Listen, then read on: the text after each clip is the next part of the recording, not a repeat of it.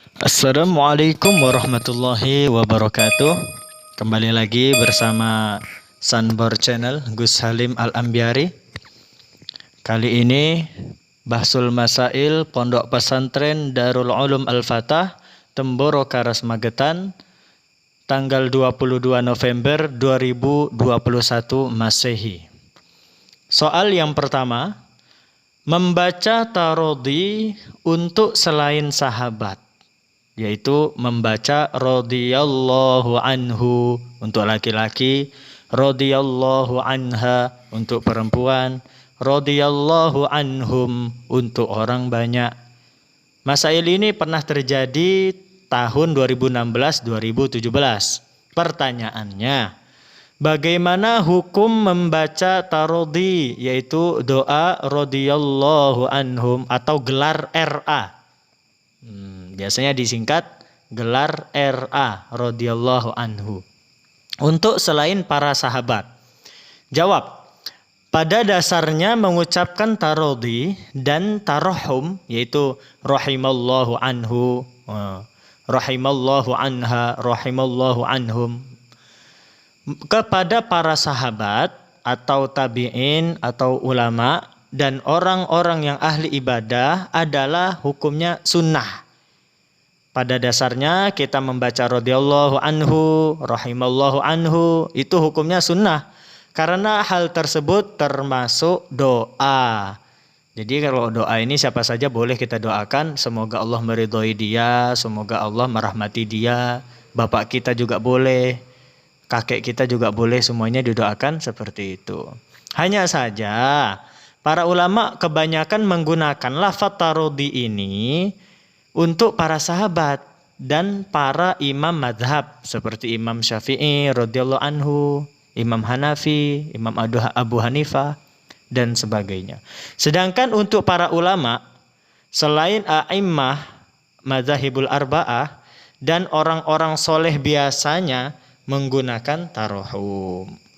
Jadi cuman para ulama ini membuat tertib supaya mudah dibedakan mana sahabat, mana imam madhab 4 dan mana ulama-ulama yang lain. Jadi khusus untuk para sahabat dan imam madhab, yaitu Imam Syafi'i, Imam Hambali, Imam Hanafi, itu semuanya memakai radhiyallahu anhu. Akan tetapi untuk selain para sahabat dan a'immatul arba'ah, para ulama menggunakan lafaz tarahum rahimallahu anhu. Tapi hukum aslinya boleh saja kepada siapa saja kita membaca radhiyallahu anhu, rahimallahu anhu, boleh saja. Karena hukumnya doa.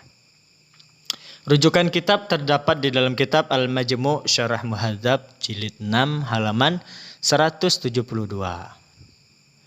Tuhfatul Muhtad fi Syarhil Minhaj jilid 1 halaman 184. Nihayatul Muhtaj ila Syarhil Minhaj jilid 1 halaman 137. Al-Iqna' lisyarbaini jilid 1 halaman 13. Urida Syafi'i radhiyallahu anhu ta'ala alal asahi bi ghuzzatin. Nah, itu. Jadi Imam Syafi'i di sini disebutkan dengan radhiyallahu ta'ala anhu. Jadi boleh. Yang kedua, hukum air ketuban. Nah, air ketuban ini adalah air yang menjelang kelahirannya seorang ibu, untuk memudahkan lahirnya si bayi itu tadi. Nah, bagaimana hukum air ketuban ini? Masalah ini pernah terjadi tahun 2016-2017. Pertanyaannya, bagaimanakah hukum air ketuban?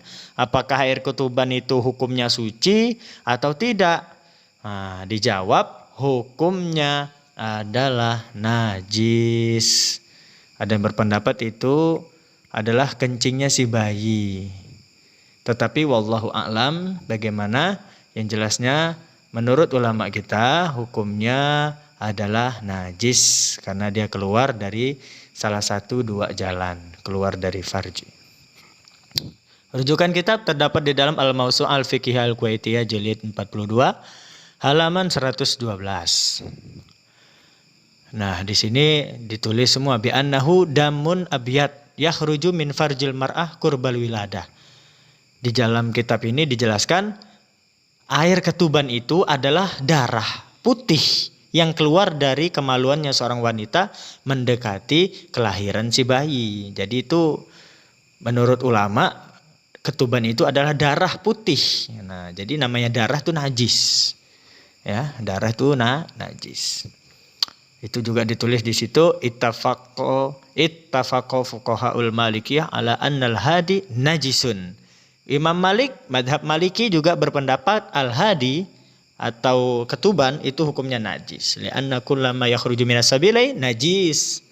Fa in lazama al-mar'ah wa khafat khuruja waqti shalah shallat bihi wa yattafiqu fuqahaul hanafiyah wa syafi'iyah wal hanabilah wa ma'al malikiyah fi najasati ma yakhruju minal mar'ah al-hamil qabla al-wiladah. Nah, sepakat semua imam madhab arba'ah berpendapat itu hukumnya najis karena itu termasuk darah atau perkara yang keluar dari dua jalan.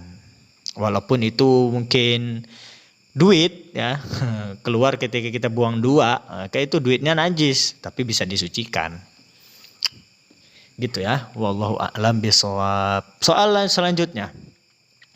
Status kemahroman istrinya anak tiri atau kita punya anak tiri, nah kemudian anak tiri kita itu menikah dengan perempuan. Nah, hukum istrinya itu bagaimana? Hukum kemahroman istrinya anak tiri atau menantu tiri. Masalah ini juga pernah terjadi tahun 2016-2017. Pertanyaan, apakah istrinya anak tiri kita atau menantu tiri kita termasuk mahram kita?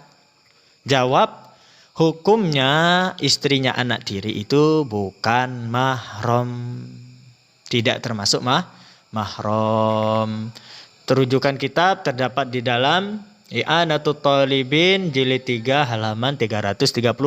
Di sini sudah jelaskan wala zaujatur robib wala zaujatur rob. Menikahi mantan istrinya anak tiri. Nah, menikahi mantan istrinya anak tiri. Masail ini pernah terjadi pada tahun 2016-2017. Bagaimana hukum menikahi bekas istrinya anak tiri yang telah dicerai? Jawab, hukumnya jelas boleh. Yang dia bukan mahram. Karena bukan mahram, boleh hukumnya. Rujukannya jelas sama I'anatul Talibin jilid 3 halaman 336. Wala zaujatur robib wala zaujatur rob.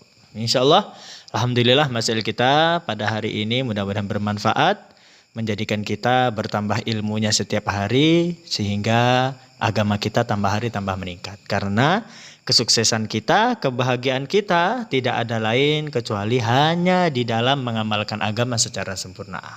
Maka mudah-mudahan doa kita diterima Allah, masail kita juga diterima Allah Subhanahu wa taala. Dan jangan lupa yang belum menekan tombol subscribe-nya untuk segera menekan tombol subscribe-nya serta like dan share video ini supaya kita bisa mendapatkan amal jariyah. Minimalnya kita bagi-bagi ilmu sama teman kita nih, walaupun kita nggak tahu, tapi minimalnya kita membagi-bagi kebaikan dengan teman kita. Rasulullah SAW bersabda, mandalla ala khairin falahu mislu ajrin fa'ilih. Barang siapa yang menunjukkan atas satu kebaikan, maka kalau orang yang kita kasih tahu kebaikan itu diamalkan sama dia, maka kita akan mendapatkan pahalanya double.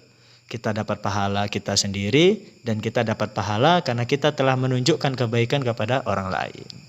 Demikian, salam dari Sanbor Santri Temboro. Wabillahi taufik wal hidayah. Wassalamualaikum warahmatullahi wabarakatuh.